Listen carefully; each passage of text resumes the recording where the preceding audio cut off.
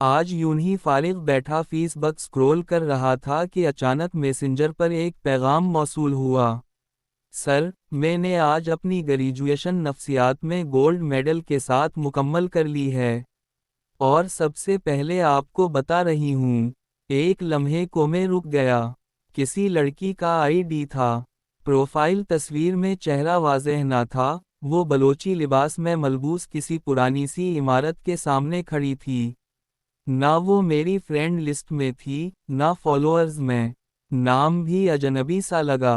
میں نے profile visit کیا، وہاں بھی کچھ خاص نہ تھا۔ پہلے تو نظر انداز کرنے ہی والا تھا، مگر دل کے کسی کونے میں کوئی پرانی سی دستک سنائی دی۔ ایک مبہم سی یاد، جیسے کہیں کبھی مل چکے ہوں۔ میں نے جواب لکھا، مبارک ہو، لیکن معذرت، شاید ہم پہلے کبھی ملے نہیں۔ کچھ لمحوں بعد ٹائپنگ کا نشان ظاہر ہوا۔ پھر پیغام آیا، نہیں سر، ہم ایک بار ملے تھے۔ آپ کو یاد ہو یا نہ ہو، لیکن مجھے وہ دن آج بھی یاد ہے۔ اب تجسس بڑھ چکا تھا، اور تب جیسے دھند میں سے ایک چہرہ ابھرنے لگا۔ وہ دن یاد آ گیا۔ یہ تقریباً 4 سال پرانی بات ہے۔ میں کراچی کی ایک مارکیٹ کے باہر بیٹھا تھا۔ گرمیوں کی چھٹیوں میں دوستوں کے ساتھ آیا تھا۔ دوست اندر پلازے میں شاپنگ میں مصروف تھے، میں تھک کر باہر بنچ پر آ بیٹھا۔ ایک ایسا دن تھا جب انسان لوگوں کی بھیڑ میں خود کو بہت اکیلا محسوس کرتا ہے۔ تب میں نے اسے دیکھا۔ وہ پریشان سی لگ رہی تھی، شاید کسی سہیلی سے فون پر بات کر رہی تھی۔ کچھ دیر بعد فون بند کیا، اور پھر کسی اور کو کال ملائی۔ 2-3 جگہوں پر بات کرنے کے بعد بھی مسئلہ حل نہ ہوا تو وہ تھکی ہوئی، شکستہ قدموں سے قریب ہی ایک بنچ پر بیٹھ گئی۔ اس کی باتوں سے اندازہ ہو گیا کہ وہ اسٹوڈنٹ ہے اور اپنی سمسٹر فیس کے لیے پریشان ہے۔ اس کا کہنا تھا کہ فیس جمع کرانے کا آج آخری دن ہے، اور اگر وہ نہ دے سکی تو اس کا یہ سمسٹر ضائع ہو جائے گا۔ والدین باوجود کوشش کے رقم نہیں بھیج سکے۔ میں نے جیب ٹٹولی۔ بٹوے میں دیکھے تو اتنے پیسے موجود تھے جتنی اس کو ضرورت تھی۔ واپسی کا کرایہ اگر نہ بھی ہوتا تو دوستوں سے ادھار لے لیتا۔ میں جھجکتے ہوئے اس کے قریب گیا۔ مجھ سے زیادہ ان پیسوں کی شاید آپ کو ضرورت ہے۔ کچھ خیال نہ کریں، میں خود بھی اسٹوڈنٹ رہا ہوں، آپ کی پریشانی سمجھ سکتا ہوں۔ پھر میں نے نرمی سے کہا، نہ میں آپ سے نام پوچھوں گا، نہ کچھ اور، بس دل لگا کر پڑھیے گا، اللہ تعالیٰ سبب کرتا رہے گا۔ کافی اصرار کے بعد وہ نم آنکھوں سے پیسے لے پائی۔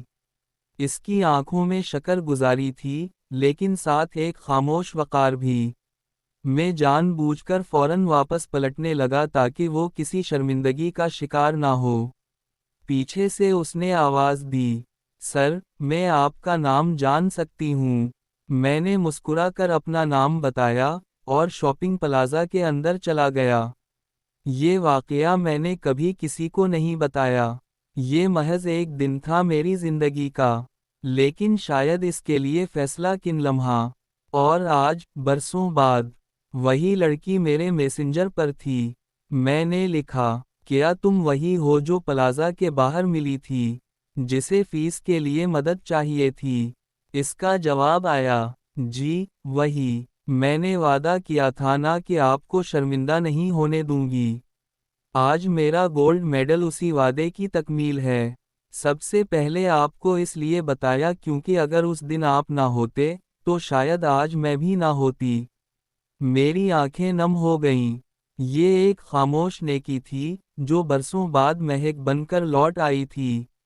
اس نے ایک آخری پیغام بھیجا، میرے بابا کہا کرتے تھے، جو لوگ آپ کو اندھیرے سے روشنی کی طرف دھکیلتے ہیں، ان کا شکریہ ضرور ادا کرو۔ آج بابا نہیں ہیں، لیکن ان کی بات مان کر سب سے پہلے آپ کو بتایا۔ میں نے میسنجر بند کیا، مگر دل کے اندر ایک نرم سی روشنی باقی رہ گئی۔ اور ساتھ ایک سوال بھی، کتنی دعائیں ہیں جو ہم نے کبھی لی ہی نہیں، لیکن وہ خاموشی سے ہمارے ساتھ چلتی رہتی ہیں۔ یہ تھا ہمارا خراج تحسین ان اساتذہ کے نام جو زندگی بدل دیتے ہیں بغیر کچھ کہے۔ آپ دیکھ رہے تھے لب لباب کا سیگمنٹ۔ تھینک یو ٹیچر، والسلام، اور استاد کو ضرور تھینک یو کہیے گا۔